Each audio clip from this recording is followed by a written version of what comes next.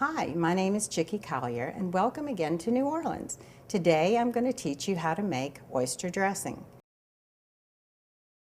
So we're going to take the oysters, and this is the way that we get them here in New Orleans. When we go into our grocery stores or into our seafood markets, we can get oysters that have been freshly shucked. We would never drain them, nor would we rinse them off. In fact, you have a choice in New Orleans seafood markets and in your grocery store to buy washed or unwashed oysters. We always buy the unwashed. There's much more flavor.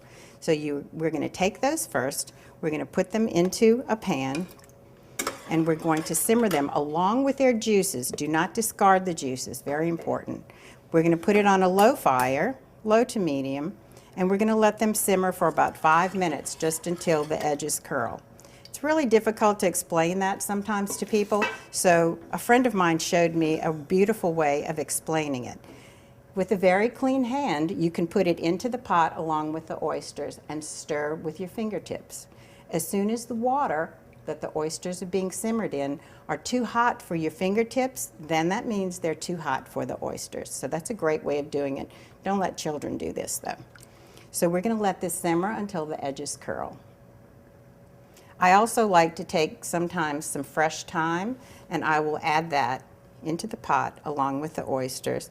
It helps to extract a lot of the flavor. So this is when you would use your fresh thyme. And we're just going to stir until it gets too hot. The next step would be to get your French bread and tear it into bite-sized pieces. Now it's very important for the French bread for this particular recipe that it be nice and dry. That doesn't mean that you have to wait a couple of days before you use the French bread. You can always get a fresh loaf of French bread, cut it into large chunks, split it open, and put it in the oven on a low temperature just to dry it out. It's very important for it to be dried out so that all of the bread will absorb the flavors of all of the ingredients that go into the dish.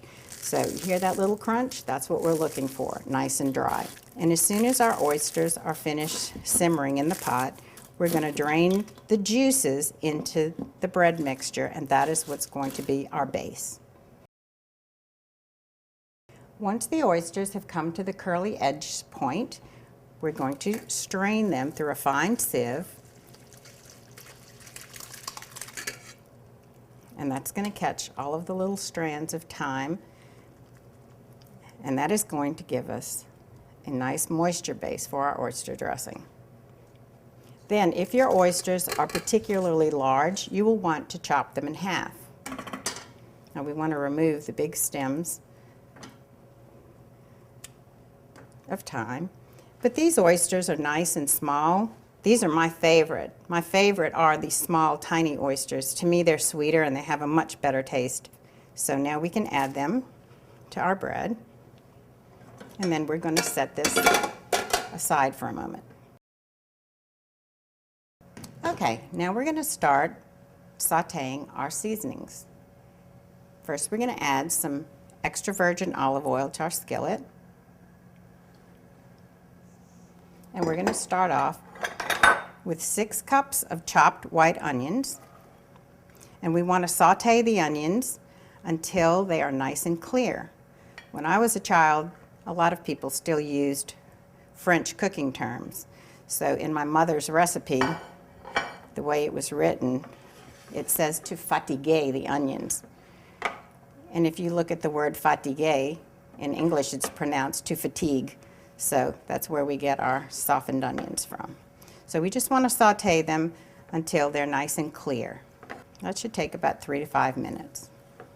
All right, now that the onions have become nice and transparent, we will go ahead and add that to our bread and oyster mixture.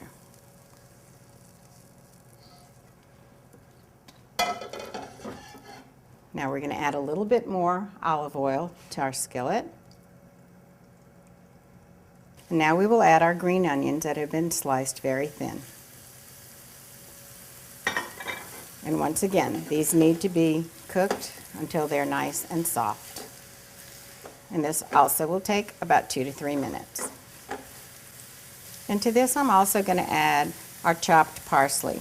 I saved a little bit so you could see. This is Italian flat leaf parsley. It has a very distinct, nice, strong flavor. And it is definitely different than the curly leaf parsley. The curly leaf parsley is, in my opinion, more for decoration than flavor. So we'll add, this is approximately a bunch of flat leaf parsley, leaves only, nicely chopped. We're going to add our garlic. This is approximately 10 cloves of garlic, fresh garlic that have been finely minced. Please don't use the garlic that you get out of a jar already chopped. It just doesn't have the same flavor. It changes drastically. You want nice fresh garlic, especially if you're going to go to all this trouble. You want to come out with the best dressing possible, and that's using all fresh ingredients. So very lightly we're going to cook the garlic. We don't want to overcook it because then it'll turn bitter. So we just want to lightly saute the garlic along with our thinly sliced green onions. All right, that looks right. So now we're going to add this to our stuffing mixture.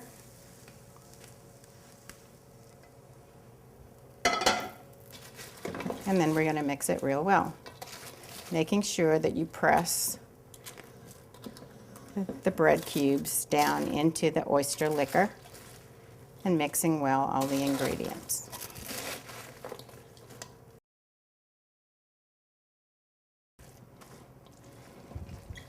Okay, now we're going to add our herbs. First, of course, we're going to start with a little salt. You have to have salt in everything. So we're going to add some salt. Not too much because the oysters may be a little bit salty, and sometimes the olive oil is a little bit salty. And we're going to also add, even though I did use some fresh thyme when we were poaching the oysters, I want to use a little bit of dried thyme as well. So I'm going to put in about a teaspoon of the dried thyme. This is a big flavor ingredient in Louisiana, especially in our seafood dishes. You will always find thyme. Now, I'm a lemon pepper girl. If you don't like lemon pepper, you can use plain, freshly ground black pepper. But this is one of my little favorite things. My mom always used it, so I use it. So I'm going to add a little lemon pepper. Okay, so now we're going to stir this all up real well.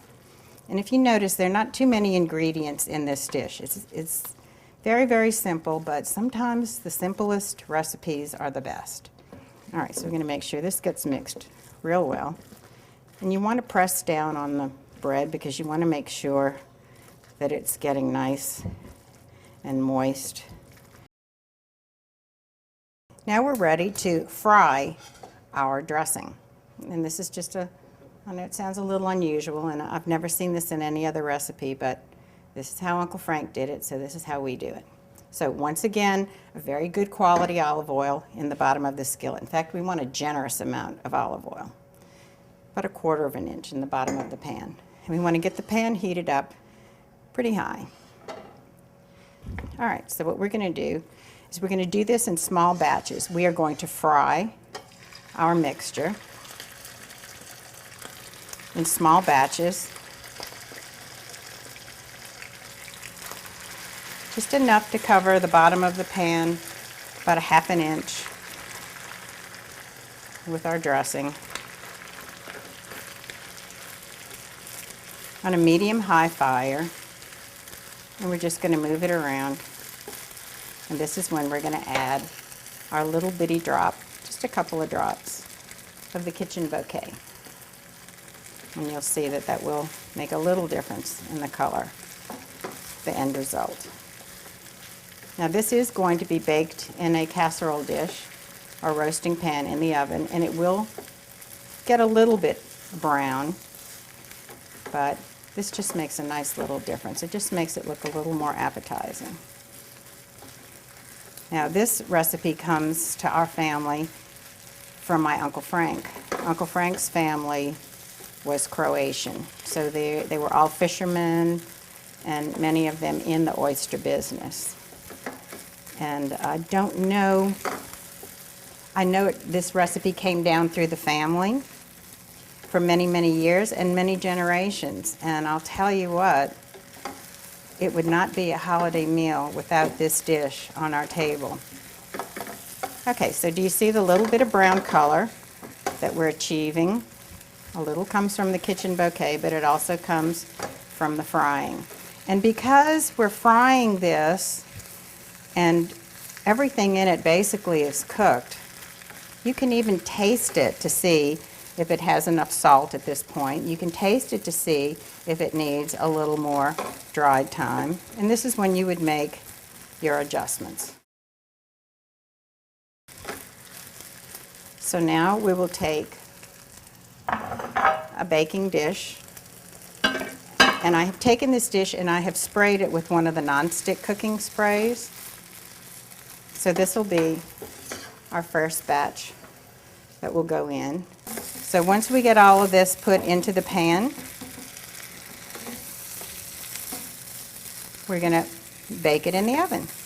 Now if you do like I do and you put it in the freezer first, I usually take it out the night before and I start defrosting it in the refrigerator. And if it's still frozen solid by morning, I will take it out and let it sit on the counter for about an hour before I put it in the oven to bake. So the baking time depends on if you do it straight away or if you do it really cold from the freezer or the oven. So you will adjust it and you know that it's ready. Everything in it's cooked. So it's just a matter of heating it through completely and letting it bubble and sizzle. You'll see the difference. And this is what our oyster dressing looks like after it comes out of the oven. In fact, one of my favorite ways to serve this for a formal dinner party is I will take a whole beef tenderloin and I will split it down the middle but not open it all the way. I'll keep it attached, and then I will use this oyster dressing and I will spread it in the inside, fold it up, and that's my stuffed tenderloin, and I will tie it with butcher string and roast that off in the oven. And then I will make an oyster leek sauce to go on top. So I hope you'll try it. I hope you enjoy it, and right now I'm going to enjoy it. So let me take a little taste. Just like Mama used to make.